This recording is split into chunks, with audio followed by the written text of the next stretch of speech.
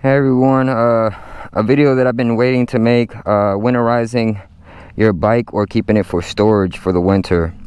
Now, people who live down south have a better climate than up north or mid-north. South has a warmer and hotter climate during the winter, but for us, I live in Pennsylvania and we get snow and we get -0 degrees. So this is a must for us. We get basically 4 months of winter, depending if winter wants to last all the way to April. But yeah, if you're planning to keep your bike outside like me, I don't have a garage, so I turn on my bike at least once every 2 weeks, or you can do it twice every week. I mean, it's up to you how much times you want to turn on your bike, and you want to let it there just idle. Reason why you want that is so the battery can stay charged. If you had a garage, you can use a trickle charger, and you just connect it to your battery and just leave it in the storage, and you don't have to, you know, turn it on every week or every 2 weeks. So this is the additive for winter time for us that leave our bike out and outside in the winter. This is not garage, right? So if you got a garage and it doesn't get below 0, then you need it's a fuel stabilizer for storage. It's a difference between gas line, antifreeze, and water removal. So this is different compared to the storage one. The one for the storage is going to do almost the same thing as this, but is not going to winterize it. So it's just going to keep the water out of the gas, because over time it's going to evaporate with water, or however you want to conduct water is the point. So this is for us that leave our bike outside in the winter time. Again, it says fast cold winter starts. Remove year-round winter removal helps prevent rust and condensation, collecting water. So this is what I'll be using. Now, this is not the one I used the last time I had my bike, the 2011 Suzuki Gixxer 600. By then I was able to go to the dealership and buy this. The dealership wasn't open, so I just went to AutoZone and got this. Now, if you got a Pep Boys or O'Reilly, you'll be able to pick this up. Just look for a winterized stabilizer for people who are keeping the bike out. And remember, for the storage, it will say fuel stabilizer for storage. And again, if you got a trickle charger for your battery, and then your battery won't die. Another thing is your tires, right? So the reason why there's flat spots on tires for motorcycles is because these tires are soft.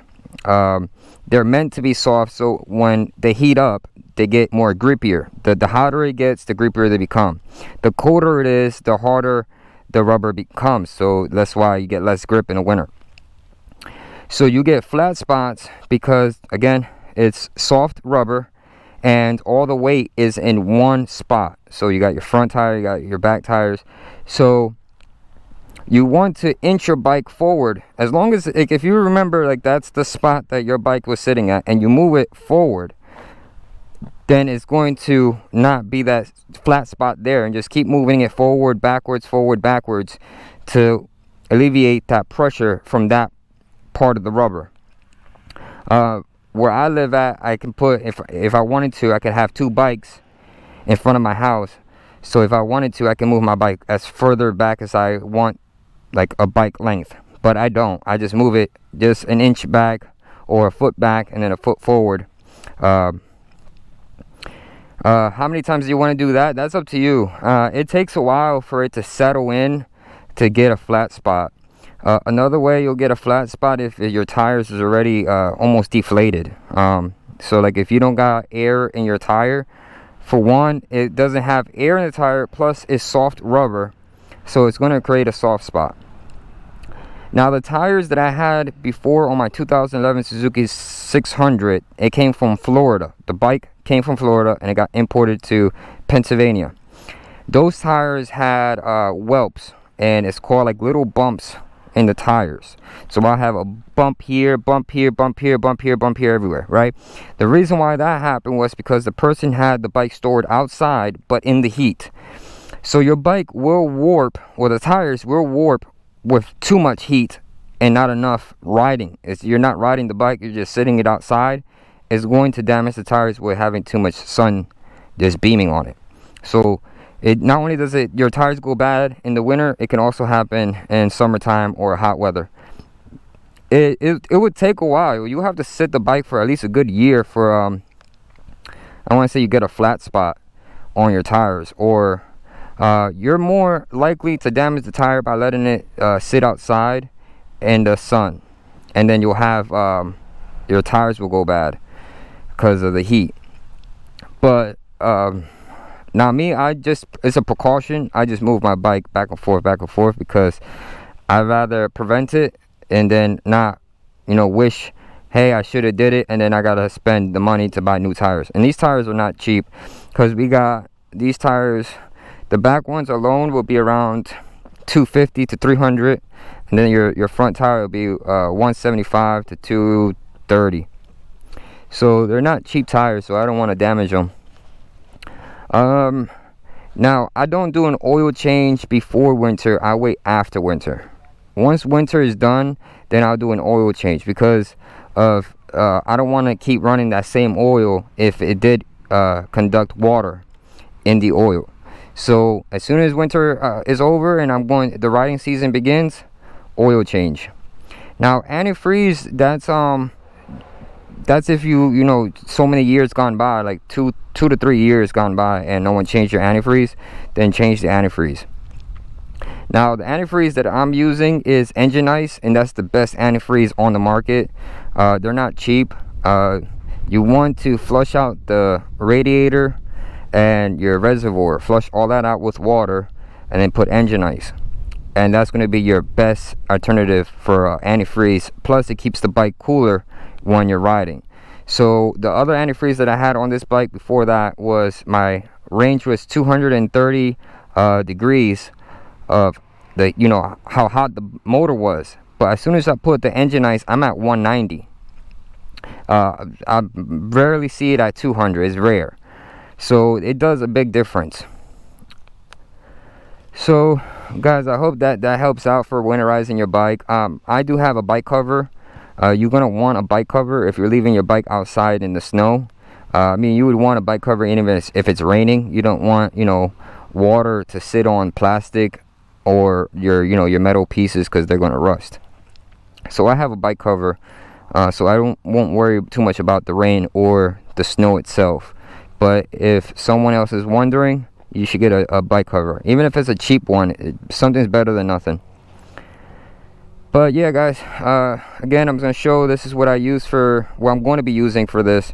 And then how you use this, right? So you're going to, this is a big bottle. This is more for cars. Now this is not good for 2 strokes. So if you got a 4-cylinder like what we got, this will work, but for 2 strokes it won't, which means 2 cylinders. This also doesn't work for diesel, but for our bikes it will work. But you only want to use a half a bottle, because this is too big for our bikes. And then when you put this in, you're going to want to move the bike side to side to mix it into the gas. And then once you do that multiple times, then you're going to want to turn on the bike and let it idle, to let this to go through your system. Now you don't want to burn it all off, like meaning that you're going to leave the bike and then you got to go back to the gas station and refill, because this might not be in there no longer. So get a fresh tank of gas and then add this. Add half of the bottle. If you get something like this, at least this big, you're going to want to do half, because this is too much for this bike. But alright guys, I hope that was able to help. If it did, let me know. If it didn't, still let me know, because then I can make another video, or just text me on Facebook, which is sportbikemenace.youtube.com. I think it is. Text me on even on YouTube. I always reply. I try to hold back my comments on YouTube, because it becomes argumentative, between subscribers, and I want to keep all my subscribers and make them as my friends as much as possible. Like, I'm a very good friend. Well, I consider him my friend is I'm the R6 guy. He's a cool guy, and I show so much respect for him. I didn't even know how our friendship was really going to lift off until he made a video and he gave me a shout out. So this video is also for him, a shout out for him, to tell him, thank you for subscribing and thank you for your comments, and asking me for willing to help me out in times of need, and keeping me motivated and telling me to keep doing what I'm doing. So I'm the R6 guy. Thank you. I appreciate your help, and bro, hope to see you again in another video that you make, and many more to come. All right, everyone, ride safe, stay safe, and I'll catch you guys on the next one.